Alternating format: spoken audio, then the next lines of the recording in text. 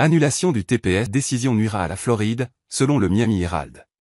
Le comité éditorial du Miami Herald, dans un éditorial, 21 février 2025, a appelé l'administration Trump à revenir sur sa décision de révoquer le TPS octroyé aux Haïtiens. Le comité éditorial du Miami Herald, dans un éditorial, 21 février 2025, a appelé l'administration Trump à revenir sur sa décision de révoquer le TPS octroyé aux Haïtiens. Cette décision, a indiqué le journal floridien, est une erreur et nuira à la Floride.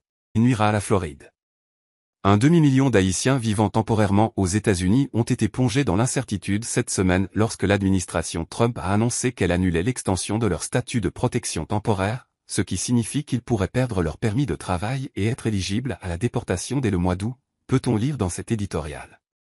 On ne sait pas exactement combien de Haïtiens détenteurs du TPS vivent en Floride, mais l'État compte l'une des plus grandes populations d'Américains d'origine haïtienne du pays, soit environ 500 000 personnes, dont la majorité se trouve dans le sud de la Floride. Cette décision aura un effet dévastateur sur nos amis et voisins, nos collègues et employés, et nuira à notre économie. Le baiser de la mort. La représentante démocrate de Miami, Frederica Wilson, a déclaré que l'envoi d'Haïtiens américains à l'étranger serait une catastrophe. Frederica Wilson, de Miami, a qualifié de « baiser de la mort » le fait de renvoyer les Haïtiens chez eux au milieu des turbulences que traverse le pays.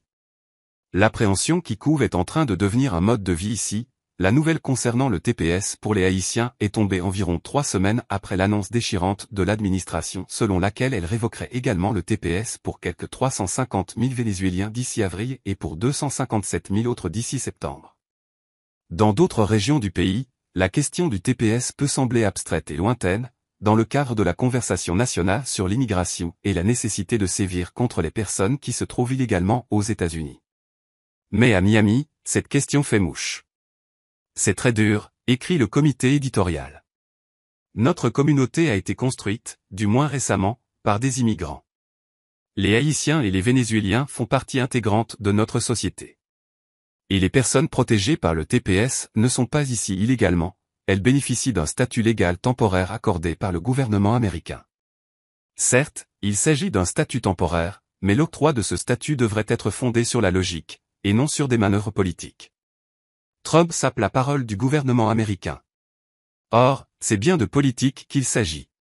Le président Donald Trump est entré en fonction en promettant d'expulser 1 million de personnes.